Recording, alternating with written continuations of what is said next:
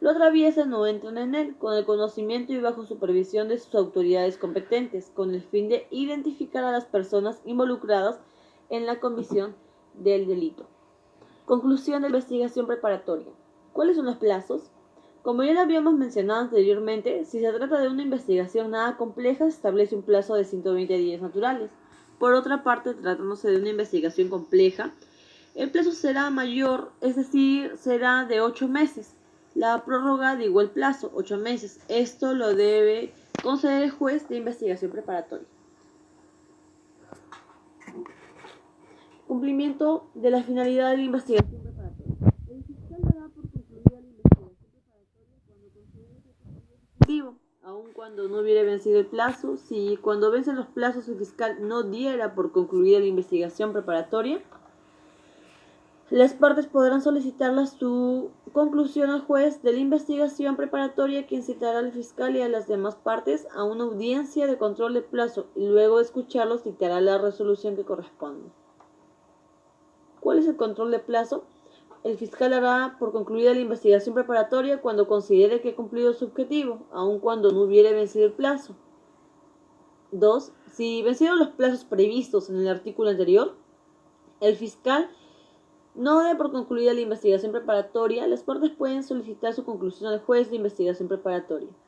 Si el juez ordena la conclusión de la investigación preparatoria, el fiscal, en el plazo de 10 días, debe pronunciarse solicitando el sobreseimiento o formulando acusación según corresponda. Su incumplimiento acarrea responsabilidad disciplinaria en el fiscal. Proceso complejo. Ahora hablaremos acerca del proceso complejo como para tener una idea de lo que viene siendo ese tema. La investigación preparatoria, como veníamos explicando, ¿cuándo se puede declarar un caso complejo?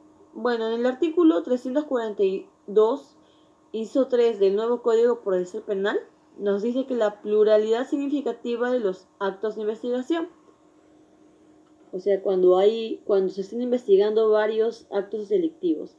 2. Son varios los delitos. ¿Qué actuaciones se presentarán? 1. Envergadura, más o menos aflictivas. Tienen las siguientes características. Se clasifican en medidas de coerción personales y reales. Las medidas coercitivas personales son las siguientes. 1. Detención preliminar. 2. Prisión preventiva. 3. Incomunicación. Y 4. Comparecencia simple o restrictiva. Medidas coercitivas. El concepto de restricción de los derechos fundamentales presenta una extraordinaria utilidad para el campo del derecho procesal. Esta circunstancia se pone de relieve a la hora de precisar las exigencias constitucionales que han de cumplir aquellos actos procesales que inciden sobre derechos fundamentales para alcanzar la eficacia procesal que persiguen. La detención. ¿Qué es la detención? La detención preliminar judicial se encuentra regulada en el artículo 261 del Código Procesal Penal. Dicho precepto establece que el juez de la investigación preparatoria, a requerimiento del fiscal, sin trámite alguno y teniendo la vista las actuaciones remitidas por aquel, dicta mandato de detención preliminar. Cuando 1. Existen razones posibles para considerar que una persona ha cometido un delito, sancionado con pena privativa de libertad superior a 4 años, y por las circunstancias del caso puede desprenderse cierta posibilidad de fuga o obstaculización de averiguación de la verdad. 2. El sorprendido en flagrante delito, logra evitar su detención. Y 3. El detenido se fugare de un centro de detención preliminar. Mandato de detención. Existen también los requisitos formales del mandato de detención y que son los siguientes. A. Judicialidad. Quiere decir que el juez penal es el único que puede ordenar la detención. Se comprende como tal una medida cautelar grave que importa el encarcelamiento. La ley número 30.558 ha modificado el artículo 2 de la Constitución Política a fin de extender el plazo máximo de la detención a 48 horas. Asimismo, la detención podrá durar 15 días cuando se investiguen delitos cometidos por organizaciones criminales. Esto es el plazo de la detención. La prolongación de la detención. El Pleno establece que el requerimiento de adecuación solo procede cuando se trata de un plazo prolongado y siempre que haya circunstancias especiales de complejidad que no fueron advertidas en el momento del requerimiento de prolongación de prisión, de acuerdo con el Pleno. La adecuación es una simple adaptación del plazo prolongado, ya que no se suma al plazo de prisión preventiva acordado anteriormente. Mandato de detención no fundamental. El auto de detención deberá contener los datos de identidad del imputado, la exposición sucinta de los hechos objeto de imputación, los fundamentos de... Pondrá el recurso de apelación ante el mismo juez, el cual formará el incidente correspondiente dentro de las 24 horas de presentada la impugnación, bajo responsabilidad de la Sala Penal de la Corte Superior. Se tendrá que pronunciar en el mismo término, es decir, en 24 horas, sin necesidad de que el fiscal superior tenga que pronunciar su dictamen. Incomunicación. La incomunicación durará el tiempo estrictamente necesario para practicar con urgencia diligencias tendentes a evitar los peligros a que se refiere el aparato anterior. La incomunicación no podrá extenderse más allá de los 5 días. El juez de instrucción o tribunal podrá acordar excepcionalmente mediante resolución motivada la detención o prisión incomunicadas cuando concurra alguna de las siguientes circunstancias. A. Necesidad urgente de evitar graves consecuencias que pueden poner en peligro la vida, la libertad o la integridad física de una persona. B. Necesidad urgente de una actuación inmediata de los jueces de instrucción para evitar comprometer de modo grave el proceso penal. ¿Qué es la comparecencia? La comparecencia es la medida cautelar menos rígida que afecta el derecho a la libertad ambulatoria de la persona, con la finalidad de asegurar la presencia del imputado al proceso penal manteniendo su libertad de locomoción. ¿Qué más podemos decir sobre la comparecencia? El juez de la investigación preparatoria la dictará cuando el fiscal no solicita la prisión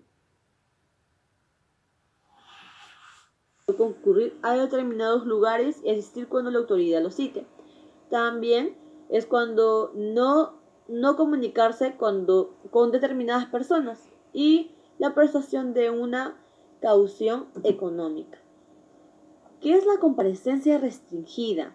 Cuando alguien afronta un proceso penal puede tener detención preventiva o comparecencia restringida, entre otras variables.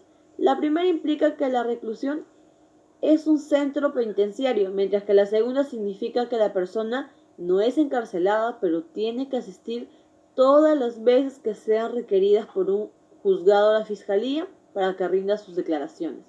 La comparecencia restringida a criterio del juez puede incluir impedimento de salida del país, arresto domiciliario, no frecuentar lugares de dudosa reputación y otras exigencias que, dependiendo del proceso que está en curso, significa restringir el derecho a la libertad. Teniendo en cuenta todo esto, si una persona está con prisión preventiva, puede pasar a la comparecencia restringida. Seguimos con la comparecencia. Comparecencia con restricciones. Cuando no corresponde la medida de detención, se puede dar restricciones o la pena del delito sea muy leve.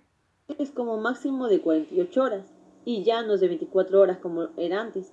Esto debido a la modificación constitucional del literal F del inciso 24 del artículo 2 de la Constitución contenida en la Ley 305/58. Este importante cambio, que afecta a la libertad de todos los ciudadanos y empodera a la policía para la persecución del delito, presenta ciertas peculiaridades que comentamos. A ver, acá en la detención podemos observar que la policía detendrá sin mandato judicial a quien sorprenda en flagrante delito. Eso quiere decir que en caso de flagrante delito son los únicos autorizados para detener a un ciudadano. Por flagrante delito se entiende que el agente es descubierto en la realización del delito, que el agente acaba de cometer el hecho punible y es descubierto, que el agente ha huido y ha sido identificado por el agraviado, testigos o otros medios audiovisuales durante o inmediatamente después del hecho delictivo y es encontrado dentro de las 24 horas de haber producido el acto ilícito. o el agente es encontrado dentro de las 24 horas después del acto ilegal o con los efectos o instrumentos del delito que indiquen su participación en el hecho delictivo. ¿Por qué delito se puede detener hasta 48 horas? Por todos los delitos descritos en el Código Penal y leyes penales especiales, excepto terrorismo, espionaje, tráfico ilícito de drogas y los delitos cometidos por organizaciones criminales. Hay que tener en cuenta que este es un plazo máximo de detención. Si la realización de actos de investigación dura menos tiempo, el detenido tiene que ser liberado. Una vez acabado este plazo, la policía debe dar cuenta al Ministerio Público y el juez, quien puede asumir jurisdicción antes de vencidas las 48 horas de la detención. ¿Qué puede hacer la policía durante la detención? Bueno, puede realizar el registro del detenido y su identificación, recoger y conservar los objetos relacionados al delito, recibir la manifestación de los supuestos autores y partícipes de los hechos investigados, con presencia de su abogado defensor. Entre otros, dichos actos de investigación deben constar en actas que se entregarán al fiscal. ¿Qué actos está prohibido de hacer la policía durante la detención? La policía no puede negar al investigado saber la razón de su detención. Tampoco puede impedirle hacer llamadas o actos de comunicación de forma inmediata con sus familiares, el abogado que libremente escoja para su detención si lo requiera. ¿En qué caso una persona puede ser detenida? Según la Constitución peruana, una persona puede ser detenida en dos casos. Uno, por mandato escrito y motivado del juez. Y segundo, por las autoridades policiales en caso de flagrante delito. Nacional.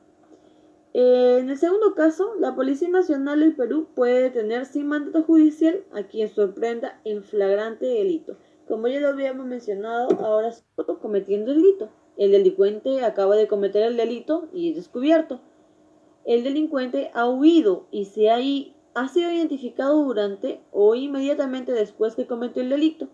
El delincuente es encontrado dentro de las 24 horas después de cometido el delito con objetos procedentes del delito o que hayan sido empleados para cometer el delito. ¿Qué es el arresto ciudadano? Es la privación de la libertad practicada por cualquier ciudadano sobre un delincuente cuando es sorprendido en flagrante delito. Esto quiere decir que cualquier ciudadano puede